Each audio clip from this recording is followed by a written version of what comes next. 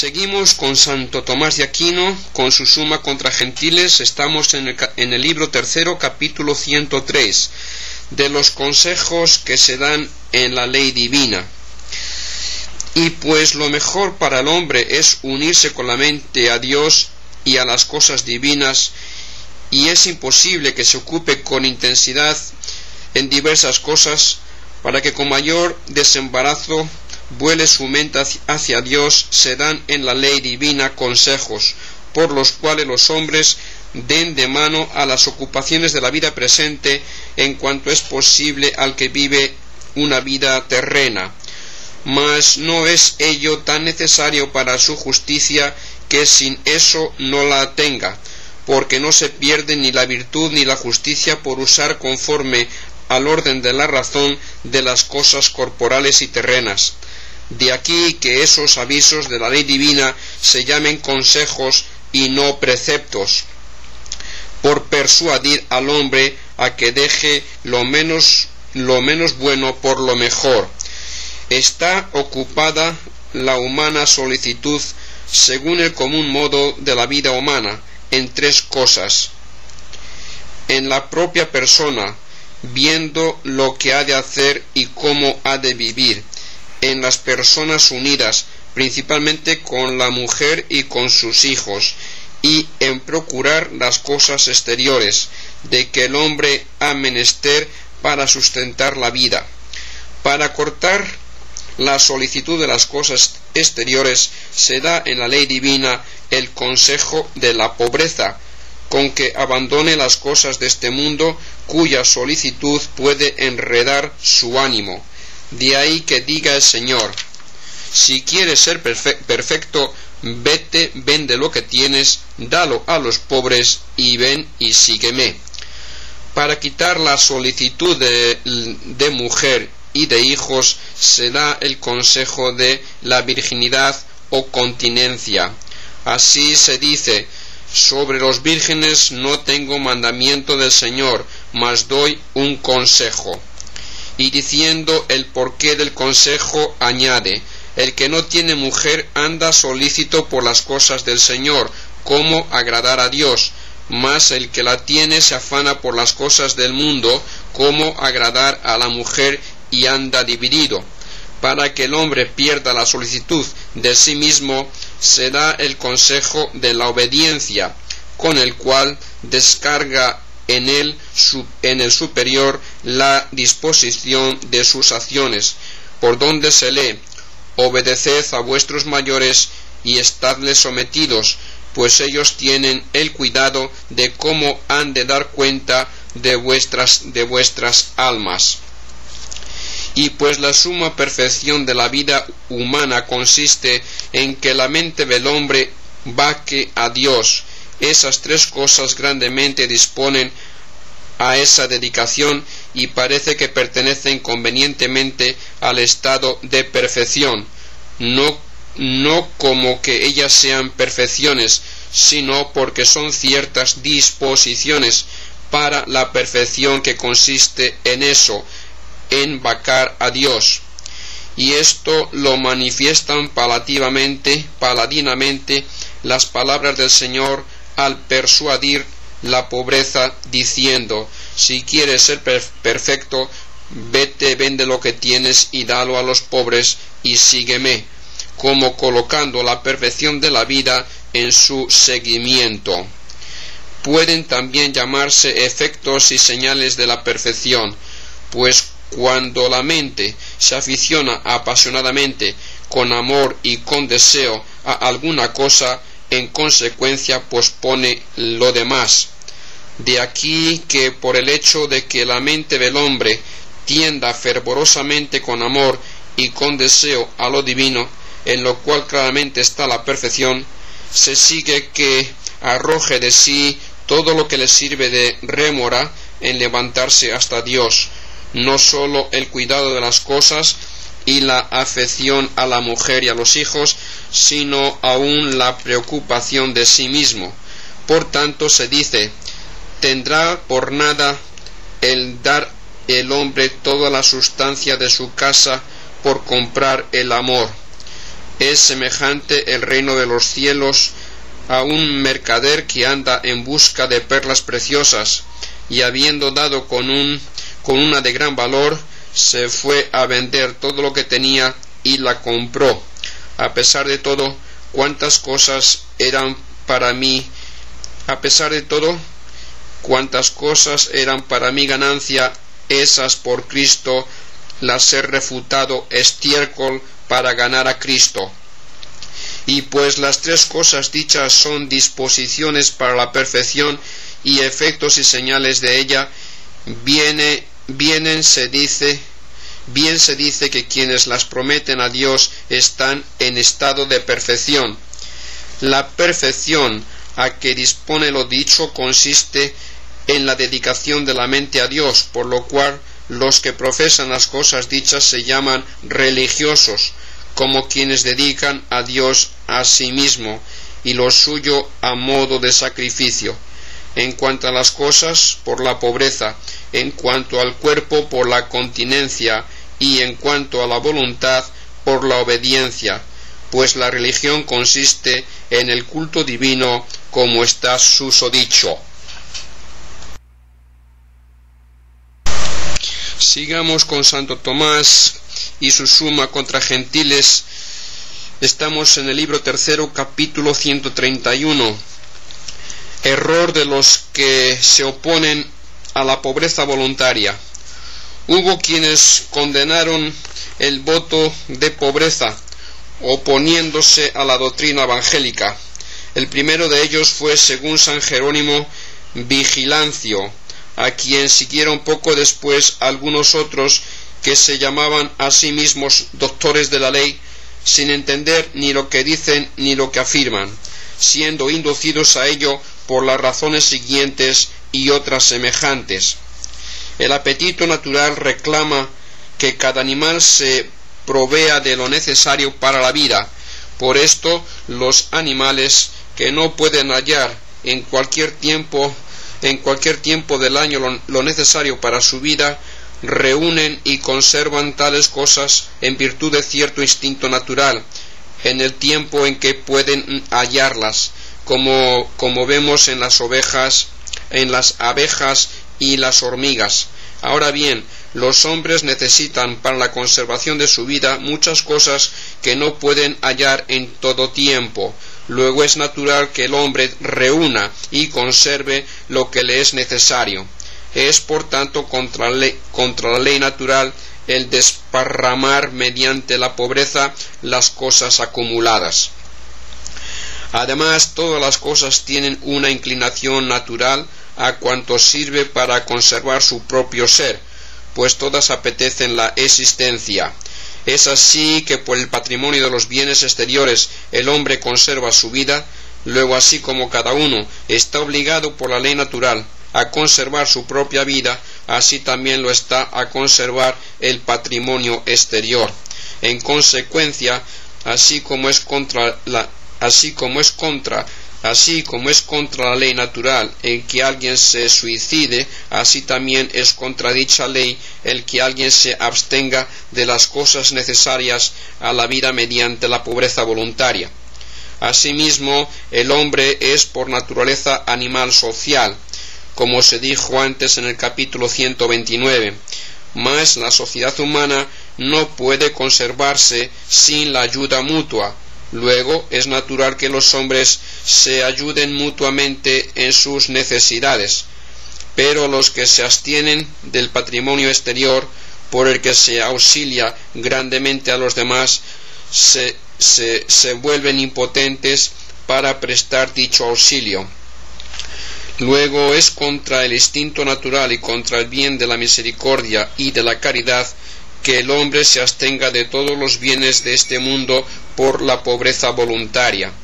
Igualmente, si poseer los bienes de este mundo es malo, pero es bueno librar al prójimo del mal, y malo el inducirle a él, será malo en consecuencia dar a un indigente los bienes de este mundo, y bueno el quitárselos a quienes los posee, cosa que no conviene. Es pues bueno poseer los bienes de este mundo y malo, por lo tanto, el abstenerse totalmente de ellos por la pobreza voluntaria. Por otra parte, han de evitarse las ocasiones del mal. Es así que la pobreza es una ocasión de mal, porque algunos son inducidos por ella a cometer hurtos, adulaciones, perjurios y otras cosas semejantes. Luego no debe adoptarse voluntariamente la pobreza, sino que, por el contrario, debe evitarse que sobrevenga. Además, como quiera que la virtud consiste en el medio, uno y otro extremos resultarán viciosos. Pues bien, la liberalidad es una virtud que da lo que debe darse y retiene lo que se ha de retener, y en cambio la avaricia es un vicio por defecto que retiene lo que ha de retenerse y también lo que no debe retenerse. Y existe otro vicio por exceso, el derroche, que todo lo da, y esto hacen quienes siguen voluntariamente la pobreza.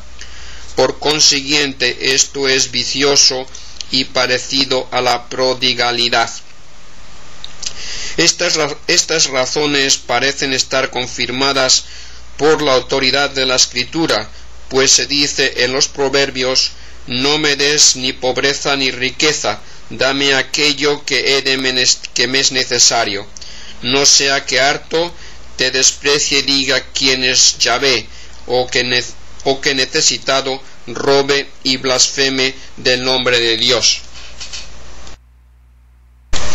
Seguimos con nuestro hermano Santo Tomás de Aquino en su Suma contra Gentiles. Estamos en el libro 3, capítulo 132, de los géneros de vida de quienes abrazan la pobreza voluntaria. Y parece que esta cuestión se hace más apremiante si se consideran especialmente los géneros de vida en que necesariamente han de vivir quienes abrazan la pobreza voluntaria. Hay un género de vida que consiste en vender las posesiones de cada uno y vivir todos de su precio en comunidad, lo cual parece que fue observado en Jerusalén en tiempo de los apóstoles, pues se dice: cuantos eran dueños de haciendas o casas las vendían y llevaban el precio de lo vendido y lo depositaban a los pies de los apóstoles, y a cada uno se le repartía según su necesidad. Pero este género de vida no parece proveer suficientemente a la vida humana. En primer lugar, porque no es fácil que muchos de los que tienen grandes posesiones acepten esta vida, y si se distribuye entre muchos el dinero recibido de las posesiones de unos pocos ricos, no será suficiente para mucho tiempo. Y porque es posible y fácil, por otra parte, que se pierda el dinero así adquirido, ya por fraude de los administradores, ya por hurto o rapiña. En vista de esto, los que siguieron esta pobreza quedarán sin sustento para vivir. Igualmente se producen muchas eventualidades que obligan a los hombres a cambiar de lugar. Por lo tanto, no será fácil proveer del dinero recibido a cambio de las posesiones y puestos en común a quienes tal vez tuvieron necesidad de dispersarse por distintos lugares. Existe también otro género de vida que consiste en tener las posesiones en común, de las cuales se prevé a cada uno según su necesidad, como se observa en muchos monasterios. Pero este género de vida tampoco parece conveniente. En efecto, las posesiones terrenas requieren cierto cuidado tanto para procurar los frutos como para defenderlos de los fraudes y violencias, y dicho cuidado ha de ser tanto mayor y ejercido por más individuos cuantos mayores sean las posesiones que han de bastar para el sustento de muchos. Luego, en este género de vida se malogra el fin de la pobreza voluntaria, al menos en atención a muchos que han de cuidarse de la administración de las posesiones. La posesión en común suele ser también causa de discordia. En efecto, no pleitean los que nada tienen en común, por ejemplo los españoles y los persas, sino los que tienen algo común. Esto es la explicación de las discordias entre hermanos. La discordia, por otra parte, impide en demasía la dedicación de la mente a las cosas divinas, como ya dijimos antes en el capítulo 128. Por lo tanto, este género de vida, según parece, impide el bien de la pobreza voluntaria. Pero existe todavía un tercer género de vida, que consiste en que los que siguen la pobreza voluntaria se sustenten del trabajo de sus manos. Este es el que seguía y propuso a otros con su ejemplo e instrucción el apóstol San Pablo, para que lo observaran. Pues dice: ni de balde comimos el pan de nadie, sino que con afán y con fatiga trabajamos día y noche para no ser gravosos a ninguno de vosotros, y no porque no tuviéramos derecho, sino porque queríamos daros un ejemplo a imitar. Y mientras estuvimos entre vosotros os advertimos que el que no quiera trabajar que no coma, pero este género de vida tampoco parece conveniente. El trabajo manual es necesario para el sustento de la vida, en cuanto que por él se adquiere algo. Parece pues superfluo que alguien abandonando lo necesario trabaje para adquirirlo de nuevo. Por tanto, si después de haber seguido la pobreza voluntaria es necesario adquirir de nuevo por medio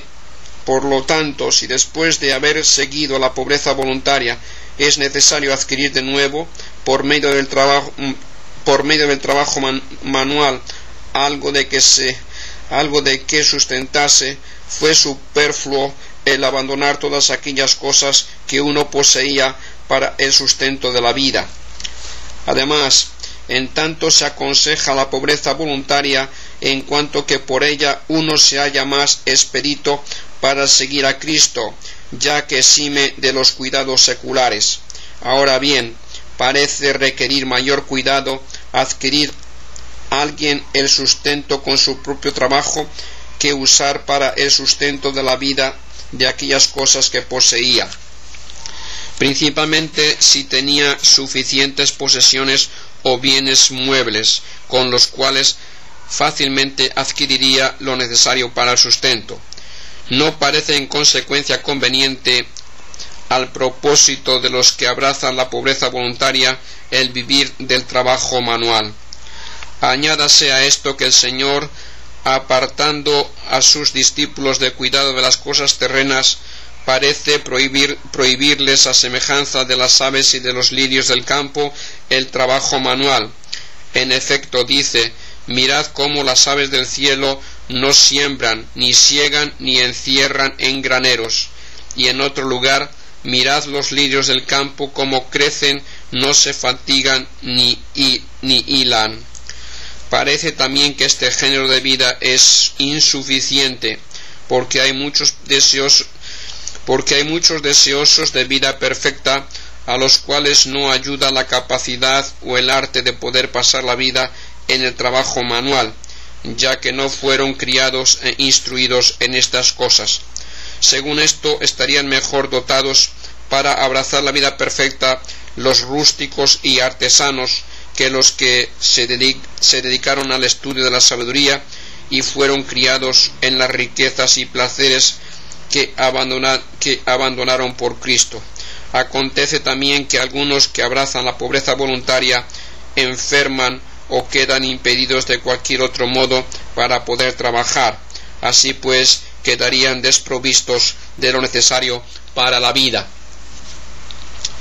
Del mismo modo, no basta el trabajo de un poco de tiempo para adquirir lo necesario para la vida, como se ve en muchos que destinan a esto todo el tiempo sin poder apenas adquirir el sustento suficiente.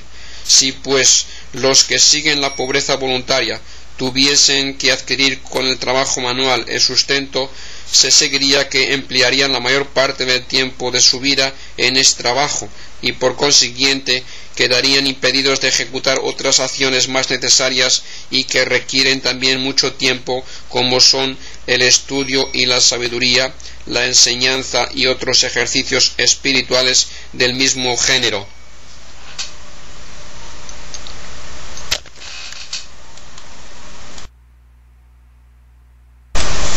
Seguimos con el libro tercero, capítulo 132. Y así la pobreza voluntaria más impediría que dispondría a la vida perfecta. Mas si alguien dijera que el trabajo manual es necesario para huir del ocio, esto no hace al caso. Mejor sería en efecto huir del ocio ocupándose en las virtudes morales a las cuales sirven orgánicamente las riquezas, por ejemplo dando limosnas y otras obras semejantes que por el trabajo manual.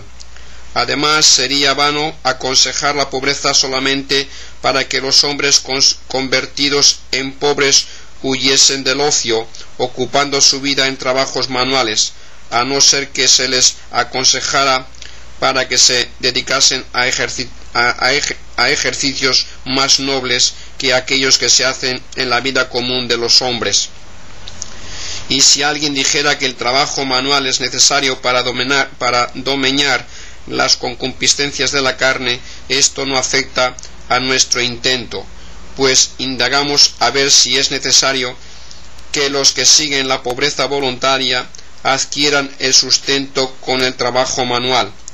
Además de esto, es posible domeñar las concupiscencias de la carne de muchas otras maneras, por ejemplo con ayunos, vigilias y otras cosas semejantes. Los ricos, que no tienen necesidad de trabajar para procurarse sustento, pueden servirse también del trabajo manual con este fin. Y existe también otro género de vida, a saber que los que siguen la pobreza voluntaria vivan de lo que les dan otros que, conservando las riquezas, quieren adelantar en esta perfección de la pobreza voluntaria. Y este género de vida parece haberlo observado el Señor con sus discípulos, pues se lee en el Evangelio que seguían a Cristo algunas mujeres que les servían de sus bienes. Con todo, este género de vida tampoco parece conveniente. En efecto, no parece razonable que uno renuncie a lo suyo y viva de lo ajeno. Por otra parte, parece inconveniente que alguien reciba de otro una cosa y no le pague nada, porque en dar y recibir se observa la igualdad de la justicia.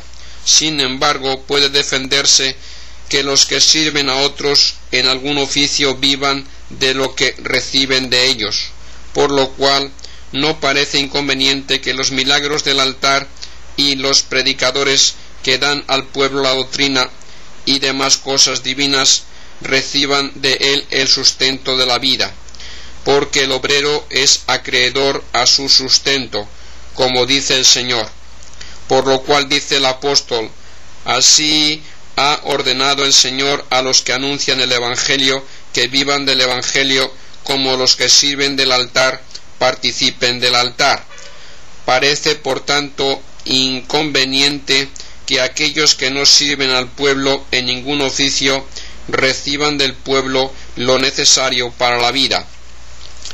Este género de vida parece que es también perjudicial a otros, pues hay algunos que por su pobreza y enfermedad no pueden bastarse a sí mismos y necesitan alimentarse de los beneficios de otros, y estos beneficios han de disminuir necesariamente si los que siguen voluntariamente la pobreza han de sustentarse de lo que otros les dan, ya que no hay suficientes hombres ni están dispuestos a socorrer a una gran multitud de pobres. Por lo cual manda el apóstol: quien tenga viuda en su casa, asístala, para que la iglesia pueda asistir a las que son viudas de verdad. Así pues, es inconveniente que los hombres que eligen la pobreza abracen este género de vida. Para la perfección de la virtud se requiere además en gran manera la libertad de espíritu, y quitada ésta, los hombres fácilmente vienen a participar de los pecados ajenos, o consintiendo expresamente, o adulándolos, o al menos disimulándolos, pues a esta libertad le causa grande perjuicio el género de vida de que venimos hablando, porque no puede menos de ocurrir que el hombre tema ofender a aquel de cuyos beneficios vive. Por consiguiente, dicho género de vida impide la perfección de la virtud, que es el fin de la pobreza voluntaria, y así no parece convenir a los voluntariamente pobres. Además, no podemos disponer de lo que depende de la voluntad de otro. Ahora bien, depende de la voluntad del donante dar sus cosas propias. Luego, por este género de vida no se provee suficientemente a los que son pobres voluntariamente en la abundancia del sustento de la vida. Es preciso también que los pobres que han de alimentarse de lo que otros les den expongan sus necesidades y pidan lo necesario, mas tal mendicidad vuelve despreciables y hasta gravosos a los pobres, pues los hombres se creen superiores a aquellos que necesitan ser alimentados por ellos, y difícilmente dan lo que es de precio subido, Conviene, por tanto, que los que adoptan la vida perfecta sean reverenciados y amados, para que de este modo los hombres les imiten más fácilmente y sigan con noble emulación el estado de la virtud. Pero si aconteciese lo contrario, se despreciaría la misma virtud. Por consiguiente, el vivir de limosna es un género de vida nocivo en aquellos que para conseguir la virtud perfecta abrazan voluntariamente la pobreza. Asimismo, los hombres perfectos no sólo han de huir del mal, sino también de lo que tiene apariencia de mal, porque dice el apóstol: absteneos hasta de la apariencia de mal, y el filósofo dice que se ha de huir no sólo de cosas torpes, sino también de las que parecen torpes. Ahora bien, la mendicidad tiene apariencia de mal, ya que muchos piden limosna por lucro. Luego, no es este un género de vida digno de ser abrazado por hombres perfectos. Por otra parte, el consejo de pobreza voluntaria se da para que la mente del hombre, libre de cuidado de las cosas terrenas, se dedique más libremente a Dios. Pero este modo de vivir de limosna requiere mucho cuidado, pues parece requerir mayor cuidado adquirir lo ajeno que usar lo propio. Por tanto, no parece conveniente este género de vida a los que adoptan la pobreza voluntaria. Mas si alguien quisiere alabar la mendicidad por lo que tiene de humildad, hablaría al parecer sin razón alguna. En efecto, se alaba la humildad en cuanto desprecia la grandeza terrena que consiste en las riquezas, honores, fama y otras cosas por el estilo, y no en cuanto desprecia la grandeza de virtud, respecto de la cual tenemos que ser magnánimos. Sería por tanto una humildad digna de vituperio si alguien por humildad hiciese algo que se opusiera a la excelencia de la virtud. Es así que la mendicidad se opone a la excelencia de la virtud, ya porque mejor es dar que recibir, ya porque tiene apariencia de bajeza, como se dijo. Luego, la mendicidad no es digna de ser alabada por lo que tiene de humildad. Hubo también algunos que, siguiendo la pobreza voluntaria, decían que no se había de tener ningún cuidado, ni pidiendo limosna, ni trabajando, ni reservando algo, sino que se debía esperar únicamente de Dios, el sustento de la vida.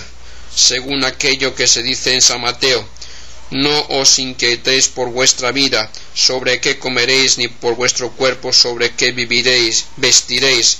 Y en otro lugar: no os inquietéis pues por el día de mañana, pero esto parece una sinrazón total.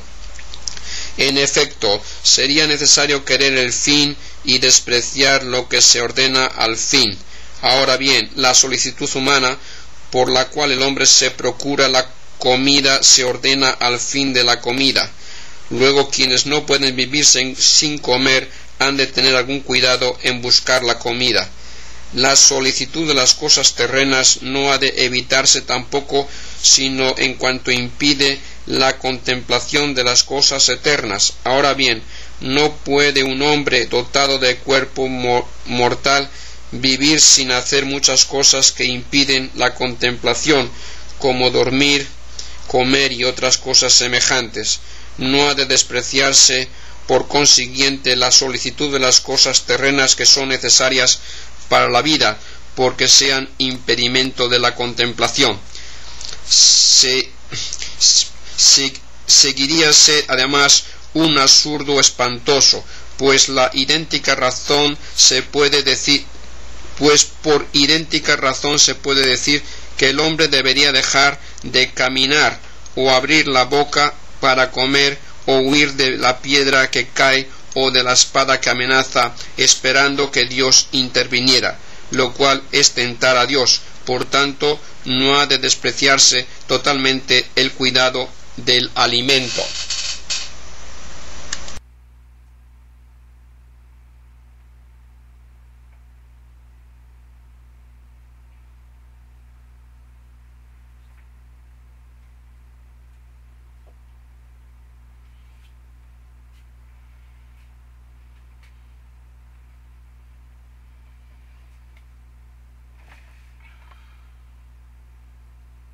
Seguimos con Santo Tomás de Aquino, con su Suma contra Gentiles. Estamos en el libro tercero, capítulo 133.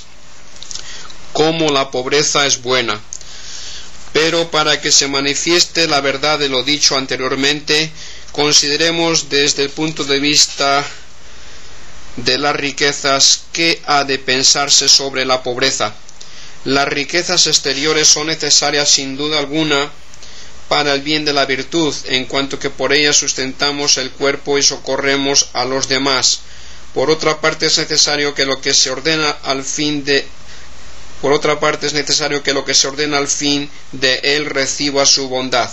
Por lo tanto, es menester que las riquezas exteriores sean un bien del hombre, aunque no principal sino secundario, pues el fin es esencialmente bueno, y las demás cosas en cuanto que a él se ordenan. Por esto pareció a algunos que las virtudes eran los mayores bienes del hombre, y las riquezas exteriores bienes secundarios. Es pues necesario que lo que se ordena al fin reciba su modalidad según la exigencia del fin. Por consiguiente, las riquezas son buenas en cuanto son útiles al ejercicio de la virtud. Mas si se excede esta medida de manera que impida el ejercicio de la virtud, no han de computarse ya entre las cosas buenas, sino entre las malas. De aquí que para algunos que usan de ellas para la virtud sea bueno poseer riquezas, mientras que para otros que por ellas se apartan de la virtud, ya por demasiada solicitud, ya por demasiado apego a las mismas, o por la distracción de la mente que de ellas proviene, es malo el poseerlas. Mas como quiera que haya virtudes de la vida activa y de la vida contemplativa, unas y otras necesitan las riquezas de distinto modo, pues las virtudes contemplativas las necesitan únicamente para la sustentación de la naturaleza, y las virtudes activas las necesitan para esto y para socorrer a otros con quienes se ha de convivir. De aquí que incluso en esto es más perfecta la vida contemplativa, o sea, en necesitar menos cosas. Y parece ser propio de esta vida que el hombre se dedique totalmente a las cosas divinas. Perfección esta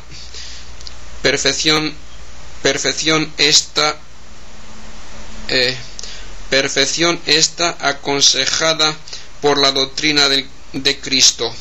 Por eso a quienes siguen esta perfección les basta un mínimo de riquezas exteriores, esto es, lo estrictamente necesario para el sustento de la naturaleza, por lo cual dice el apóstol: en teniendo con qué alimentarnos y con qué cubrirnos, estemos con eso contentos.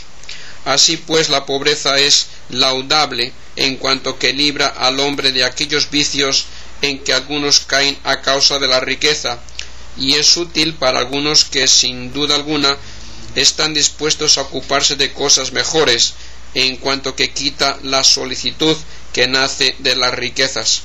Pero es nociva para algunos que, exentos de esta solicitud caen en peores ocupaciones, por lo cual dice San Gregorio en el capítulo 6 de las morales: frecuentemente los que, estando bien ocupados, hubieran vivido según las costumbres humanas, han sido muertos por la espada de su ociosidad.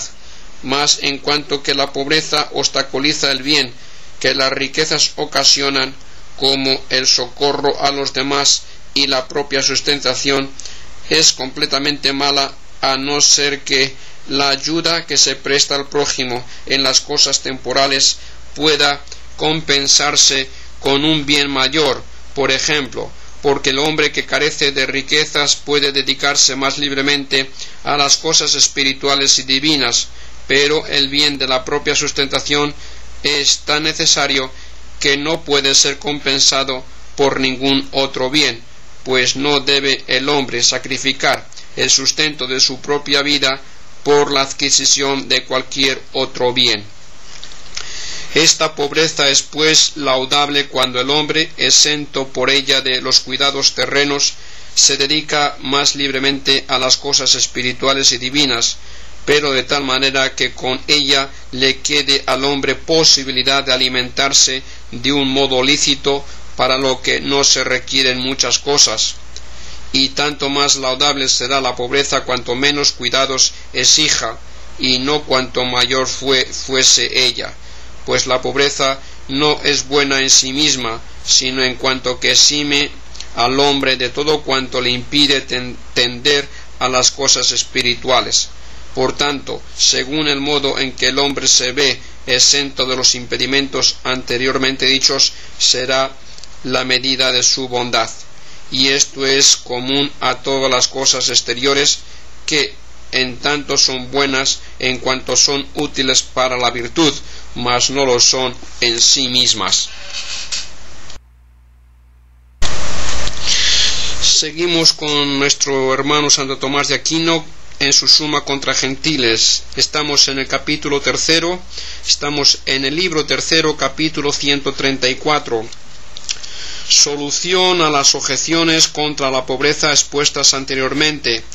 Habiendo examinado esto, no es difícil resolver las objeciones expuestas con las cuales se impugna la pobreza. Capítulo 131. Pues aunque exista naturalmente en el hombre el apetito de reunir lo que es necesario para la vida, como proponía la primera objeción, sin embargo, no está en él de tal modo que sea necesario que cada uno se ocupe de esto. Pues incluso entre las abejas no todas se dedican al mismo oficio, sino que unas recogen la miel, otras construyen con la cera los panales, mientras que las reinas no se ocupan en estas cosas, en estas obras, y así debe ocurrir entre los hombres. En efecto, como hay muchas cosas necesarias para la vida del hombre que uno no puede tener por sí mismo, es preciso que las cosas diversas sean hechas por distintos hombres. Por ejemplo, que unos sean agricultores, otros pastores, otros constructores, y así en otros casos. Y como la vida de los hombres no sólo necesita las cosas corporales, sino principalmente las espirituales, Es preciso también que algunos se dediquen a las cosas espirituales en beneficio de los demás, debiendo estar exentos de cuidados temporales. Mas la divina providencia distribuye los diversos oficios entre personas distintas, conforme a que algunos tienen más inclinación a estos oficios que a los otros. Así pues, queda manifiesto que quienes renuncian a las cosas temporales no se privan del sustento de la vida, como adelantaba la segunda objeción. En efecto, les queda una esperanza probable de sustentar la propia vida, bien por el trabajo propio, bien por los beneficios de otros, ya reciban estos a modos de posesiones comunes o de alimento cotidiano. Pues así como lo que podemos por los amigos, lo podemos en cierto modo por nosotros mismos, como dice el filósofo, así también lo que poseen los amigos lo poseemos en cierto modo nosotros. Conviene pues que haya mutua amistad entre los hombres, en cuanto que mutuamente se ayudan, ya sea en las cosas espirituales, ya en los oficios terrenos. Pero vale más ayudar a otro en las cosas espirituales que en las temporales, en cuanto que las cosas espirituales son más excelentes y más necesarias para conseguir el fin de la bienaventuranza, por lo cual quien se priva mediante la pobreza voluntaria de la facultad de socorrer a otros en las cosas temporales para conseguir cosas espirituales por las cuales pueda socorrerles con mayor utilidad, no obra contra el bien común de la sociedad humana, como concluía la tercera objeción. Y todo lo dicho manifiesta que las riquezas son cierto bien del hombre, en cuanto que se ordenan al bien de la razón, mas no lo son por sí mismas, por lo cual nada impide que la pobreza sea mejor si por ella se ordena alguno a un bien más perfecto. Y así se resuelve la cuarta objeción. Y como ni las riquezas ni la pobreza ni ningún bien exterior son por sí mismos un bien del hombre, sino sólo en cuanto se ordenan al bien de la razón, nada impide que se origine de ellos algún vicio cuando el hombre no usa de ellos según las reglas de la recta razón. No obstante, no han de juzgarse por eso como absolutamente malos, sino que es malo el uso que de ellos se hace. Y así no debe despreciarse la pobreza por ciertos vicios que ocasionalmente proceden de ella alguna vez, como pretendía demostrar la quinta objeción. Debe tenerse en cuenta también aquí que el medio de la virtud no se toma según la cantidad de cosas exteriores de que nos servimos, sino según la regla de la razón. Efectivamente, no hay quien tienda a mayores cosas que el magnánimo, o quien supere al magnífico en la superioridad de los gastos. Por lo tanto, guardan el medio no por la cantidad de los gastos u otras cosas similares, sino en cuanto que sobrepasan la regla de la razón, ni se quedan por debajo de ella. Y esta regla no sólo mide la cantidad de la cosa que se usa, sino también la condición de la persona, su intención, la oportunidad del lugar y de tiempo y otras circunstancias semejantes que se requieren para los actos virtuosos. Por consiguiente, no contraría uno a la virtud por la pobreza voluntaria, aunque renuncie a todas las cosas, y no obra en esto con prodigalidad, toda vez que lo hace por el fin debido y observando las debidas condiciones. Pues más que renunciar a todas las cosas por un fin debido es exponerse a sí mismo a la muerte, como hace alguno por la virtud de la fortaleza, salvando las debidas circunstancias. Y así se resuelve la sexta objeción. En cuanto a la séptima objeción, las palabras de Salomón que se aducen no son contrarias, porque se ve claramente que habla de la pobreza impuesta, que suele ser ocasión de hurto.